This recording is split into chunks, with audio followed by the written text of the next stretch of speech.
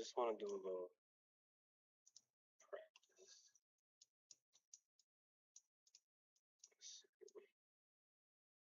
The fuck was I looking at earlier? Right here. FOMC day. What happened on FOMC? So before FOMC, come look down here. When you look at highs being broken and how strong they break them in the context of it. If you look right here, all-time high. Sorry, that was the all-time high. The all-time high. Look at the market.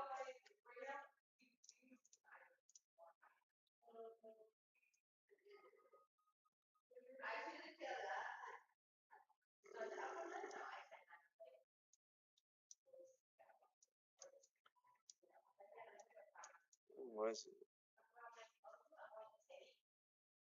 Oh, here we go. Okay.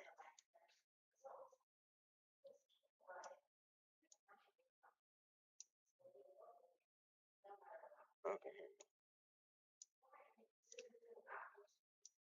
Oh, this is why I'm not MMQ the whole time. See, I know MES had the all-time high anyway.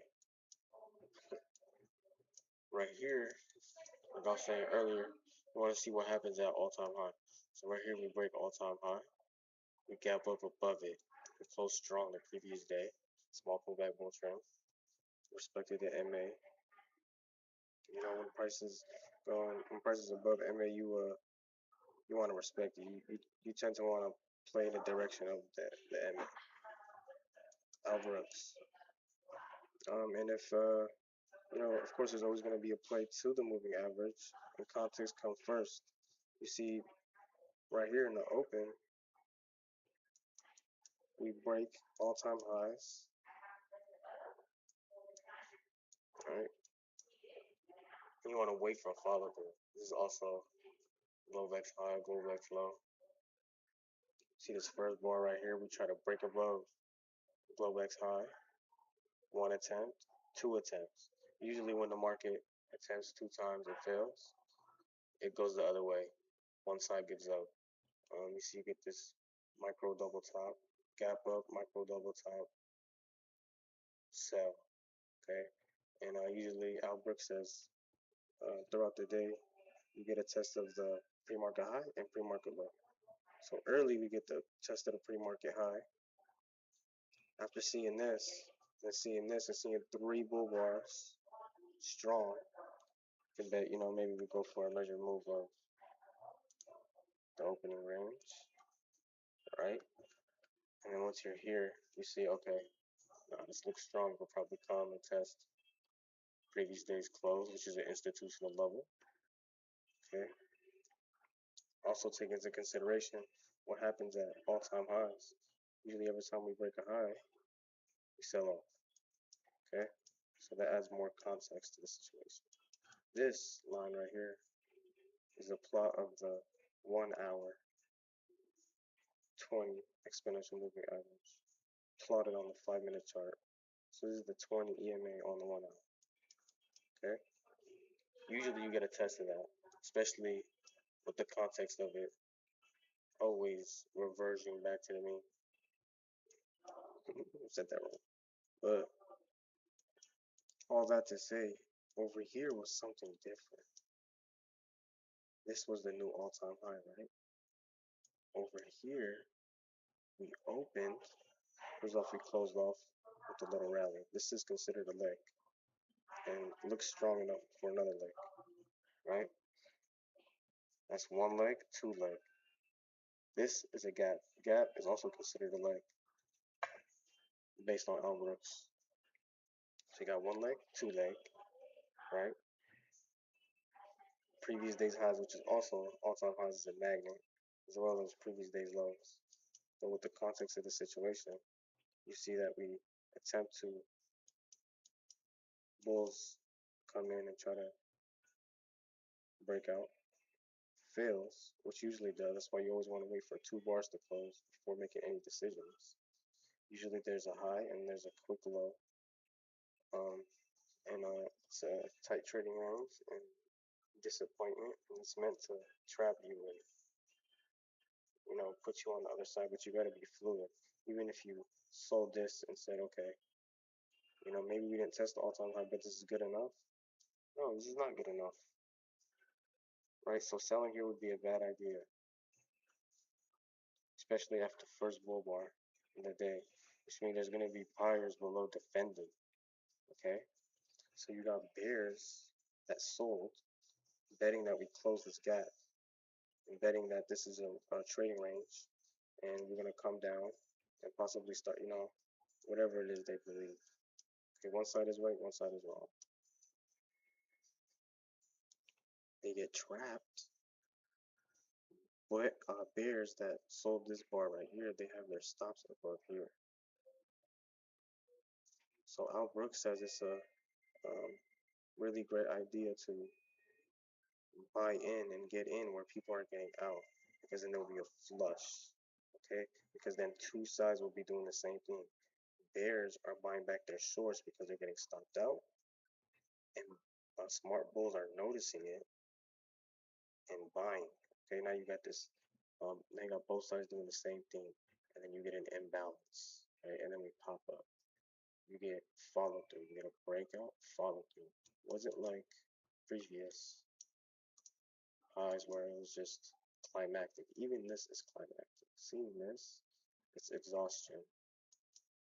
Seeing this big um, drop right here, you got to be cautious. You know, things that go far and long, they chop up. Small pullback bull trends. But anyway, we get a breakout, follow through. At this point, but Al Brooks always says, after you get a breakout, you can get measure moves. That's what the market moves in, measure moves, right? So you can take these three breakout bars, maybe even this one. I like to be conservative though. Take the closes. That's a measure move. So now at this point, if you're in here, or maybe you buy here, even if you buy here, you got a 60 or more percent chance that it's going to come up before here before it comes down and stops you out. You can also try your stop. Also, you can also see right here is first pullback on this day. First pullback is going to fail. This is a low one. Low one fails in a tight channel. Okay, you never want to go against the trend. Okay, you never want to be like, okay, now it's time to test the moving average. You don't know that. Okay, so you get the first attempt by the bears to sell. They fail. There's buyers waiting under these bars. It's limit orders. And you can see that they bought it up, right? Um, I don't believe the Bears got another attempt at it. They only tried one time below the low. That was the first time going below the low in the trend, in an early trend. It looks like it's going to get another leg. This is a very high probability trade. You can have your limit right here, and the real stop is down here. But it's more likely going to come up, as I said, to the moving average. I mean, the measured move before it comes down to stop you out. So when you get that second leg, a lot of people will see this and they'll be like, all right, let me get out. We're at all-time highs. There's no reason to get out. So you get a spike pullback channel. You got to mark this level because this is the start of the channel. You get a spike pullback channel that started to move up and broke the all-time high. Right? So spike pullback channel. Mark that because in a channel, the start of it always gets tested. 70% chance it gets tested. Because that's how the market moves. You get a breakout, you get a trend. The trend is a spike pullback channel, and the channel transitions into a trading range, and then eventually comes test the start of the channel. So this is very important, and you'll see why right here.